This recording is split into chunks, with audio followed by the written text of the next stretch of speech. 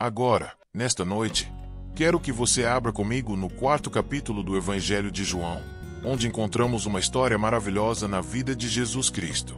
Vamos focar em um único versículo das Escrituras, um versículo breve, mas profundo. E era-lhe necessário passar por Samaria. Jesus estava ensinando, e os escribas e fariseus ouviam. Eles haviam-lhe dito que João Batista acabará de ser preso. No entanto, Jesus ensinava com autoridade, e as pessoas vinham ouvi-lo. Ele falava com grande simplicidade, de modo que o povo comum o ouvia com alegria. Agora, ele precisava voltar para a Galiléia. Jesus estava no sul, na Judéia, e se dirigia ao norte. Mas ele não pegava um avião, um ônibus ou um carro, ele caminhava. Embora a distância não fosse grande pelos padrões atuais, naqueles dias, percorrer o trajeto da Judéia até a Galiléia era um longo percurso. Seu destino final era Canaã. O texto, porém, enfatiza que era-lhe necessário passar por Samaria.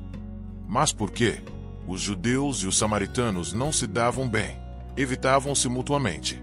Os samaritanos haviam se misturado com outros povos, e por isso, não eram considerados de sangue puro. Para evitar contato com eles, os judeus costumavam viajar pelos lados leste ou oeste do rio Jordão, contornando Samaria. Mas Jesus, segundo o texto, tinha que passar por Samaria. Por quê? Porque ele tinha um compromisso lá. Um compromisso que havia sido marcado séculos antes, nos conselhos de Deus. Grande parte das terras bíblicas é desértica, e a água, portanto, é extremamente valiosa. Os poços eram essenciais para a sobrevivência. Em Samaria, ao pé de 2 montanhas, estava o poço de Jacó, que ele mesmo cavou. Mas não existe apenas a água que sacia a sede física, há também a água espiritual. Jesus declarou: "Eu sou a água da vida." O profeta Jeremias também advertiu: "Por que 2 males cometeu o meu povo? A mim me deixaram um manancial de águas vivas, e cavaram para si cisternas rotas que não retêm as águas." A Bíblia frequentemente se refere a pessoas que vivem sem a verdadeira água espiritual. Isaías escreveu: "Sereis como um jardim sem água." No 1º capítulo de Zacarias, menciona-se os prisioneiros da cova onde não há água. Já em 2 Pedro 2,17, lemos: "Estes são fontes sem água." Isaías também diz: "Mas os ímpios são como o mar agitado, que não se pode aquietar, e cujas águas lançam de si lama e lodo. Não há paz para os ímpios, diz o meu Deus." Assim como as águas estão sempre em movimento, inquietas, assim também são os corações humanos. Deus nos alerta que não há paz para aqueles que o rejeitam, para aqueles que não vivem para Ele. A escassez de água espiritual no mundo de hoje é imensa. As pessoas estão famintas e sedentas. Lemos sobre isso constantemente nos jornais. Muitos, neste país e no mundo, estão indo às fontes erradas em busca de satisfação, procurando algo que apenas a água da vida e o pão da vida podem oferecer. E essa fonte é Jesus Cristo. Podemos andar pelas ruas das grandes cidades e ver os jovens em busca de algo, sem saber exatamente o que. Como aquela jovem da Universidade de Harvard, que chorava há dias. O psiquiatra, sem saber como ajudá-la, chamou seus pais. Quando finalmente conseguiu falar, ela disse ao pai, desesperada: "Pai, eu quero algo, mas não sei o que é." Muitas pessoas vivem assim, procurando algo para preencher um vazio interior.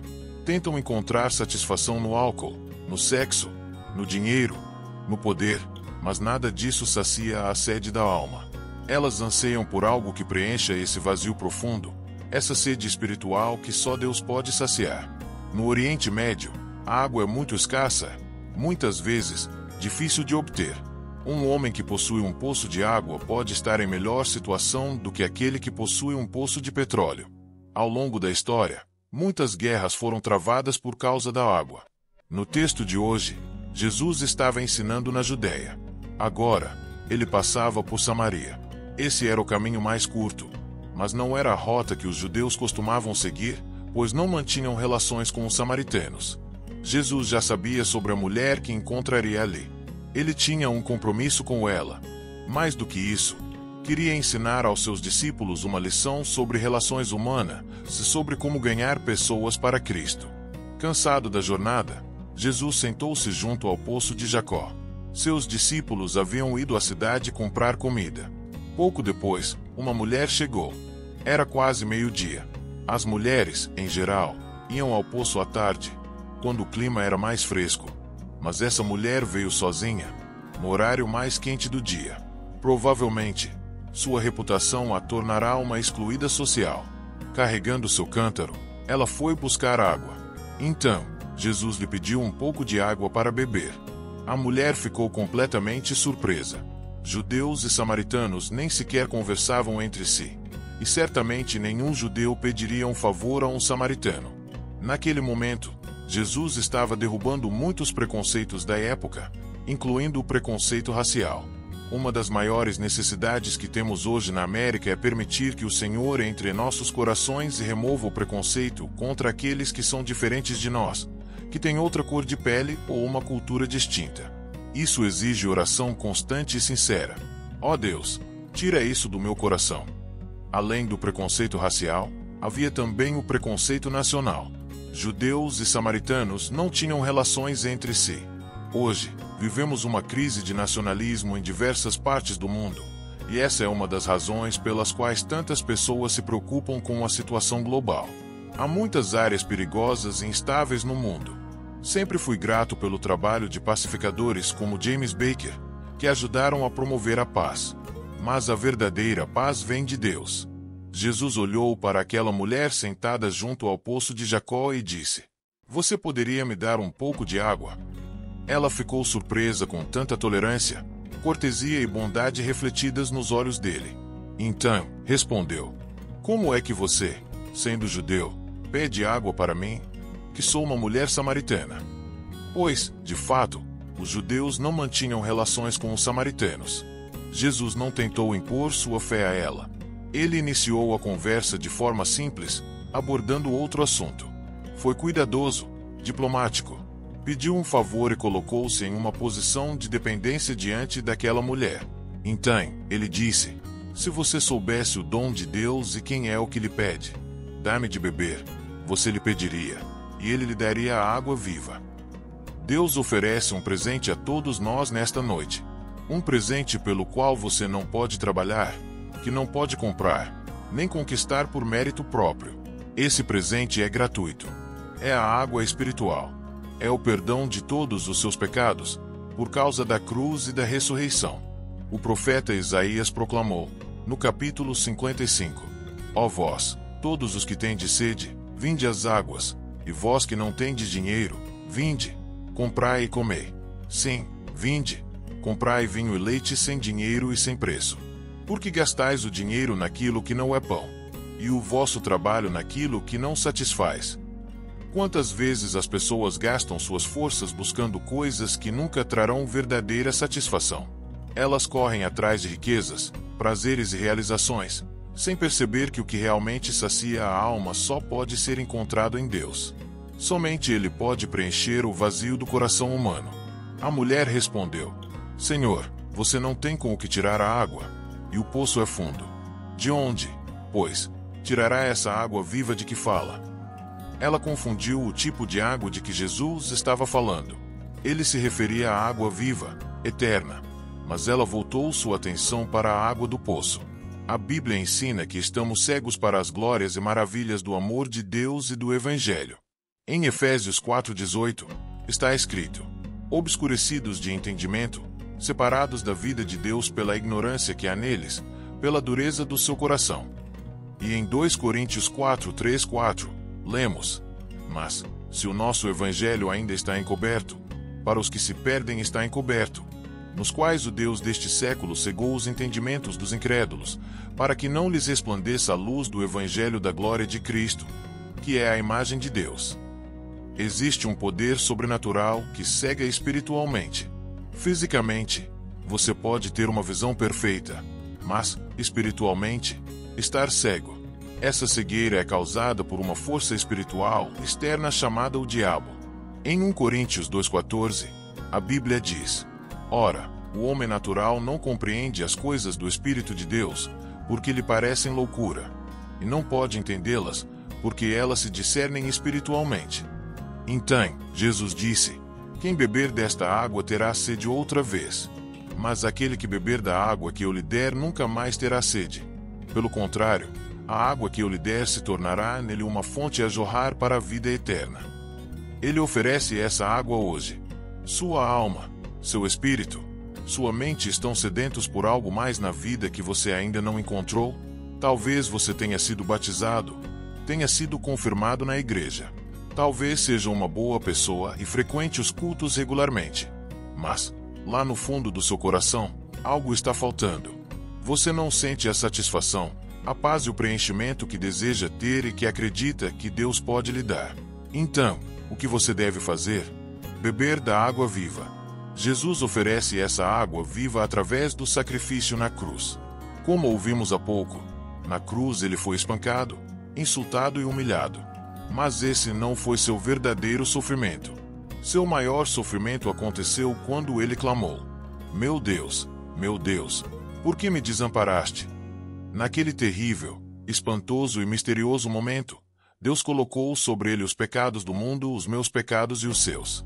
Tudo de errado que já fizemos foi colocado sobre Jesus. Ele tomou sobre si o julgamento e o inferno que eu e você merecíamos. Naquele dia, Jesus oferecia àquela mulher água para sua alma sedenta.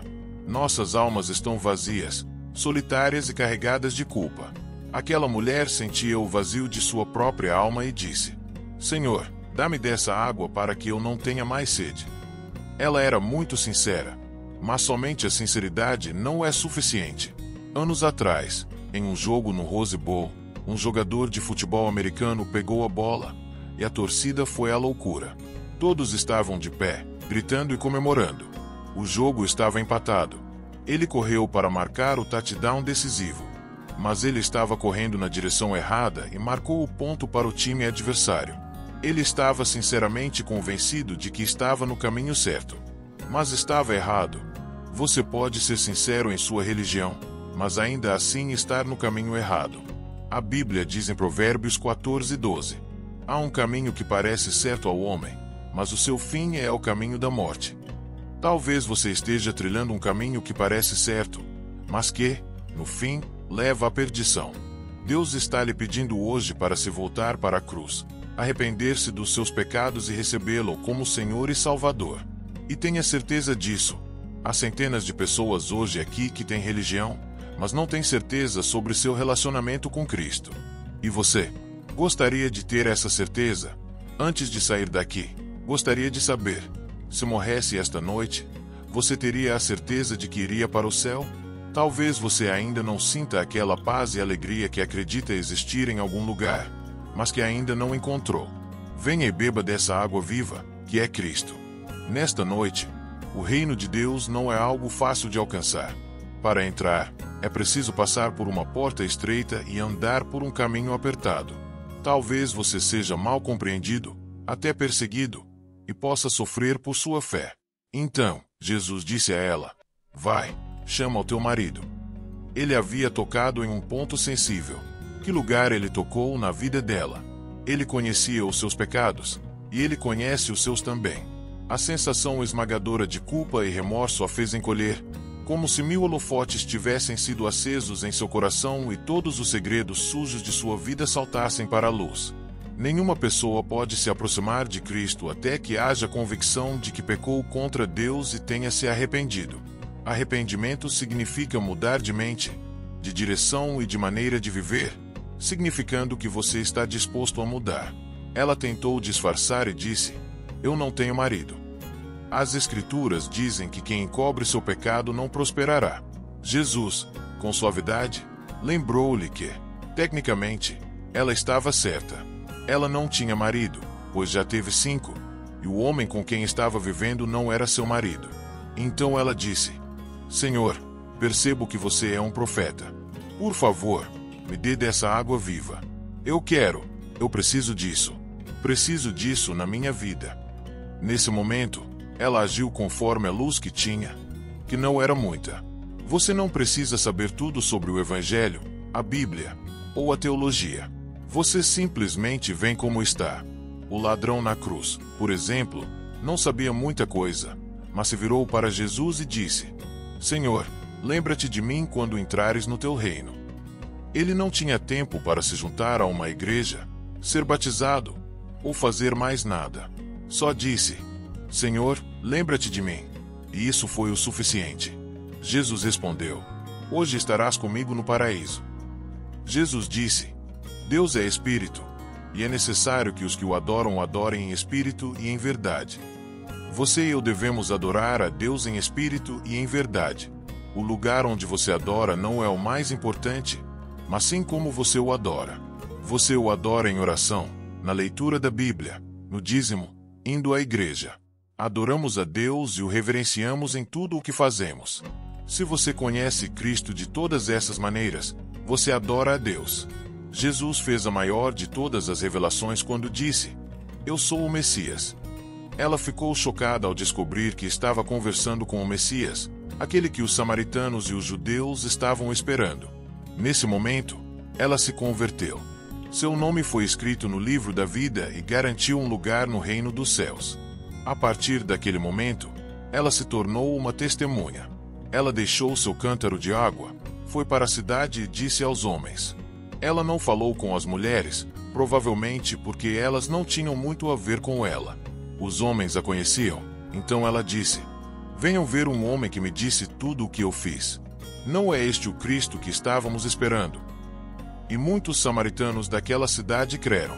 Aqui estava uma mulher evangelista, evangelizando entre os homens, contando-lhes sobre Jesus.